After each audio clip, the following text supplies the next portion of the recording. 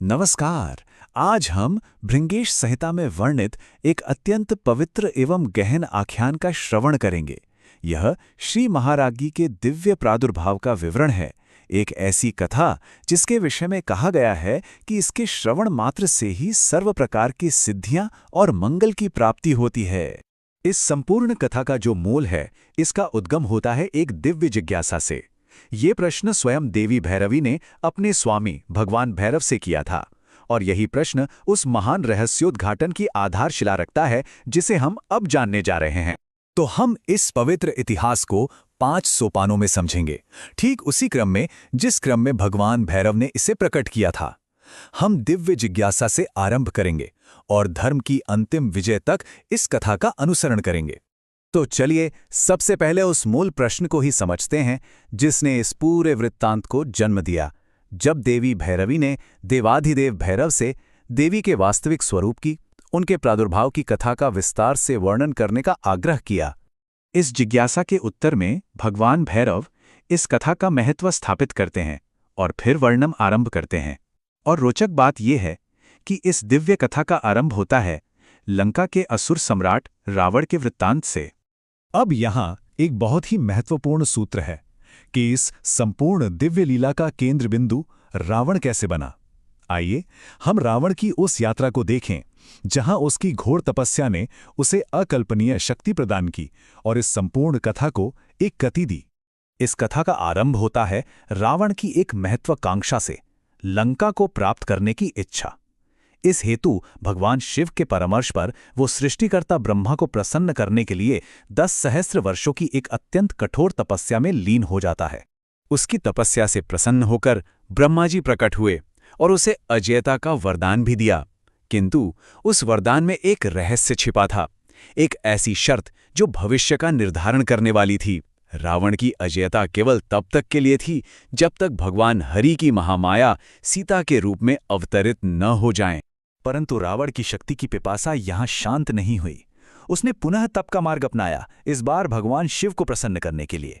10 सहस्त्र वर्षों तक मलय पर्वत पर घोर तप करने के उपरांत भी जब शिव प्रसन्न नहीं हुए, तब देवर्षि नारद ने हस्तक्षेप किया। उन्होंने रावण को वह रहस्य बताया कि महादेव केवल दिव्य नाद से ही प्रसन्न होते हैं। तब रावण ने ऐसा भयावह नाद किया कि भगवान शिव को प्रकट होना ही पड़ा। और उस दिव्य नाद से प्रसन्न होकर महादेव ने रावण को 3 विशिष्ट वरदान दिए। पहला, भैरव का सर्वोच्च पद, जिससे उसे नाद पर अधिकार मिला। दूसरा, उसके यज्ञ में समर्पित 10 शीशों की पुनर्स्थापना। और तीसरा, अपनी संपूर्ण राक्षस जाति का प्रिय बनने की क्षमता। इन्हीं वरदानों ने उसे असुरों का निर्विवाद अधिपति बना दिया। अब कथा उस बिंदु पर पहुंचती है जहां धर्म और अधर्म का ये संघर्ष अपने चरमोत्कर्ष पर पहुंचने वाला था। यह वो समय था जब त्रेता युग में धर्म की पुनर्स्थापना हेतु स्वयं भगवान विष्णु ने श्री राम के रूप में अवतार लिया था। लंका के युद्ध में अपने पराक्रमी पुत्रों, यहाँ तक कि इंद्रजीत मेघनाद को भी खो देने के पश्चात रावण की हताशा चरम पर थी। इस स्थिति में वह अपनी प्रज्ञावान पत्नी रानी मंदोदरी से परामर्श लेता है कि राम को पराजित करने का क्या उपाय है। तब मंदोदरी, जो न केवल उसकी पत्नी थी अपितु एक विदुषी भी थी, उसने देवर्षि नारद द्वारा की गई एक भविष्यवाणी का रहस्य उजागर किया। उसने समझाया कि राम स्वयं भगवान विष्णु के अवतार और देवी श्यामा के परम भक्त हैं।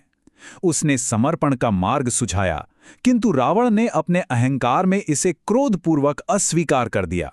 अपनी पराजय को स्वीकार करने के स्थान पर रावण ने अपनी कुटिल बुद्धि से एक अत्यंत भयावह योजना बनाई। उसने विचार किया कि यदि राम देवी के ही भक्त हैं तो उन्हें देवी के ही समक्ष पराजित लिया जाए। उसने देवी निकुंभिला के मंदिर में एक अनुष्ठान आरंभ किया, जिसका गुप्त उद्देश्य राम की ही बलि देना था। और जब श्री राम उस अनुष्ठान स्थल पर पधारे तो वहां 2 संकल्पों का, 2 ब्रह्मांडीय इच्छाओं का टकराव हुआ। रावण ने उन्हें धमकी दी और श्री राम ने नियति के उस अंतिम निर्णय की घोषणा कर दी जो होकर ही रहना था। और फिर वो निर्णायक क्षण आया, आश्विन मास की अष्टमी की रात्रि, जब रावण का अहंकार और उसका अधर्म अपनी सभी सीमाओं को पार कर गया। तब स्वयं दिव्यता को इस लीला में हस्तक्षेप करने के लिए विवश होना पड़ा। उस निर्णायक क्षण में जैसे ही रावण ने उस पवित्र स्थल पर श्री राम पर प्रहार करने के लिए अपनी खड्ग उठाई, तो समस्त ब्रह्मांड जैसे स्तब्ध हो गया। उस मौन को तोड़ते हुए स्वयं देवी श्यामा की ब्रह्मांडीय क्रोध से भरी मेघ गंभीर वाणी प्रकट हुई। वो वाणी रावण के अपवित्र कृत्य के प्रति घोर तिरस्कार से भरी थी। देवी ने घोषणा की कि वो रावण के इस अधर्म से क्षुब्ध होकर लंका में अपने उस स्वरूप का त्याग कर रही हैं और वैष्णव व्रत धारण कर अपने निज धाम हिमालय में स्थित सतीसर अर्थात कश्मीर को प्रस्थान कर रही हैं।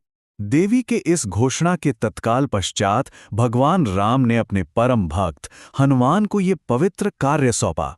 उन्होंने आदेश दिया कि वे शेष नाग पर विराजमान देवी को उनके नवीन धाम कश्मीर तक ससम्मान पहुंचाएं।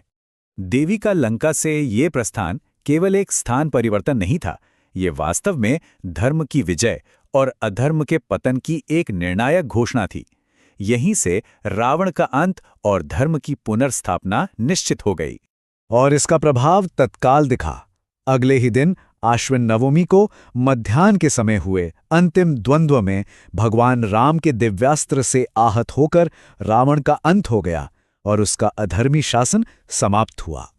रावण के अंत के साथ ही केवल पृथ्वी पर ही नहीं, अपितु संपूर्ण देवलोक में उत्सव का वातावरण बन गया। देवताओं ने पुष्प वर्षा की, अप्सराएं नृत्य करने लगीं और वानर सेना के जयघोष से समस्त दिशाएं गूंज उठीं। यह दिव्य व्यवस्था की पुनर्स्थापना का उत्सव था। यह घटना केवल एक युद्ध का अंत नहीं थी, अपितु इसने श्री महारागी पीठ पर उपासना की एक शाश्वत, एक दिव्य परंपरा की भी स्थापना की। जहां पूर्णिमा को स्वयं श्री राम, सीता और लक्ष्मण तीर्थ यात्रा करते हैं, वहीं अष्टमी और नवमी को मंदोदरी और विभीषण पूजा अर्चना करते हैं और हनुमान जी को उस पीठ के शाश्वत द्वारपाल का पद प्राप्त हुआ। और इस प्रकार भगवान भैरव इस संपूर्ण आख्यान का उपसंहार करते हैं, एक ऐसे वचन के साथ जो इस कथा की महिमा को स्थापित करता है कि इस पवित्र इतिहास का श्रवण मात्र करने से ही भक्त को समस्त सिद्धियों की और सर्व